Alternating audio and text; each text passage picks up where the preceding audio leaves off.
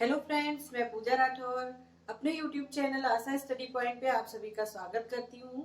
सर्वनाम प्रकरण के अंतर्गत सारी चीजें हमने लगभग पढ़ ली हैं और अभी हम लोग संयुक्त सर्वनाम, जो कि सर्वनाम के भेदों से भिन्न है किंतु आपके एग्जाम में महत्वपूर्ण भूमिका निभा सकता है, पूछा जा सकता है, इस दृष्टिकोण से हम लोग इसको देख लेते हैं कि संयुक्त सर्वनाम क्या होते हैं। ठीक है, एक से अधिक सर्वनाम जब आपस में जुड़े हों तो जैसा कि इसका नाम ही बता रहा है कि संयुक्त यानी जुड़े हुए, तो एक से अधिक सर्वनाम जब आपस में जुड़े होते हैं तो वो संयुक्त सर्वनाम कहलाते हैं। अब एग्जाम में आपसे प्रश्न बना सकता है इसका वाक्य में प्रयोग देकर कि रेखांकित जो है शब्द कौन सा सर्वनाम का उदाहरण है। तो देखें इसमें, और जो फिर वो अनिश्चित वाचक सर्वनाम है, आप कंफ्यूज हो सकते हैं। तो देखते हैं इसके उदाहरण।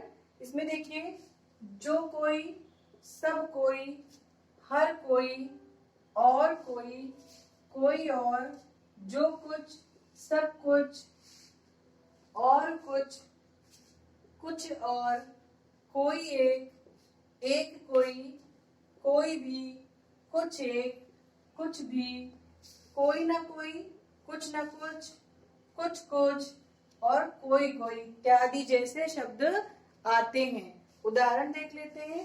इनका प्रयोग आप संज्ञा के साथ भी कर सकते हैं और संज्ञा के बिना भी, इन्हें स्वतंत्र भी आप प्रयोग कर सकते हैं। तो यहाँ देखें, जैसे इसका कोई और उदाहरण दें या दो, तो कोई और जैसे लिखा है, अब इसको रेखांकित कर दिया और पूछा दिए गए रेखांकित शब्द किसको दर्शाते हैं, तो आपको अनिश्चित वाचक सर्वनाम, संयुक्त सर्वनाम, निश्चयवाचक सर्वनाम, इस तरह से उदाहरण देगा और आपको बताना होगा कि ये क्या है। तो इस प्रकरण को आपके सामने लाने का मेरा अर्थ ये था कि आपसे किसी भी तरह, किसी भी प्रश्न से आप छूटे न रह जाएं। आपको पता होना चाहिए कि संयुक्त सर्वनाम भी आपके सिलेबस में है। जो कुछ मेरा है वो तुम्हारा है, तो ये जो कुछ है इसको रेखांकित करके पूछ सकता है कि ये किस सर्वनाम का उदाहरण है। कोई ना कोई बात तो अवश्य है, तो ये कोई ना कोई जो क्या है, संयुक्त सर्वनाम का उदाहरण है। कोई एक उठे और व्याख्या करे, तो कोई एक जो है ये क्या है, संयुक्त सर्वनाम के उदाहरण है। आप चाहें तो इसका स्क्रीनशॉट ले लीजिए। ठीक है, संयुक्त सर्वनाम याद रखिएगा, ये आपसे एग्जाम में ऐसे ही पूछ सकता है। या तो आपको 4 उदाहरण दे देगा, जैसे यहाँ पर देखिए, कोई, कुछ, ठीक है, और कुछ कुछ, और कौन।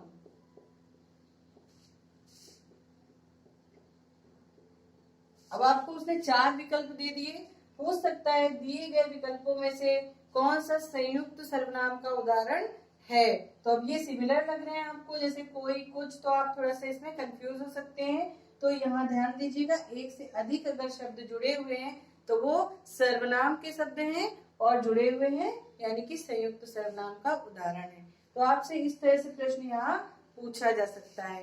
तो अच्छा लग रहा होगा आपको इसको पढ़कर, ध्यान दीजिएगा इसको। ठीक है, पढ़िए।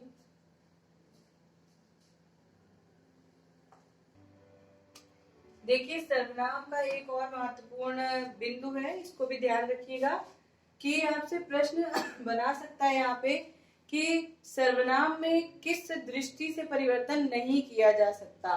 तो ध्यान रखिए, सर्वनाम का रूपांतर यानी कि उसके रूप में परिवर्तन किया जा सकता है। कैसे? पुरुष वचन और कारक की दृष्टि से, लेकिन लिंग की दृष्टि से सर्वनाम में परिवर्तन नहीं किया जा सकता। देखिए, लिंग भेद के कारण परिवर्तन नहीं किया जा सकता।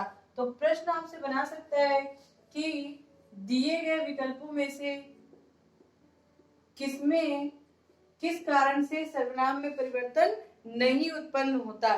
ठीक है, तो देखिए, पुरुष, वचन और कारक, ये आपका महत्वपूर्ण प्रश्न है, इसको ध्यान से देखिएगा।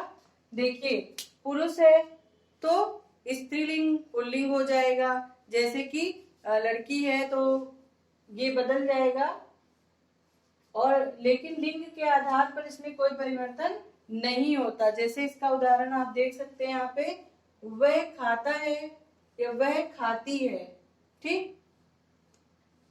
इसमें वह शब्द जो है, ये क्रिया जो है देखिए बदल गई, खाता है पुल्लिंग हो गया, खाती है स्त्रीलिंग हो गया, लेकिन वह शब्द जो है ये सर्वनाम है जो कि लिंग के अनुसार नहीं बदलता। बल्कि अगर कारक की दृष्टि से देखें, जैसे कि सर्वनाम में 7 कारक होते हैं, इसमें संबोधन कारक नहीं होता। और कारक की विभक्तियां लगने से सर्वनाम के रूप में भी परिवर्तन होता है। जैसे देखें, मैं, इसमें अगर कर्म कारक की विभक्ति लगती है तो मैं करूं मुझ में बदलता है और को लग गई, तो इसमें विभक्तियां क्या है, जुड़ी भी रहती हैं। तुम से तुम्हारा, तो ये कारक की दृष्टि से भी बदलता है, पुरुष और वचन की दृष्टि से भी बदलता है, लेकिन लिंग की दृष्टि से सर्वनाम में परिवर्तन नहीं होता। तो वीडियो आपको पसंद आए तो प्लीज लाइक, सब्सक्राइब, शेयर जरूर करें। धन्यवाद।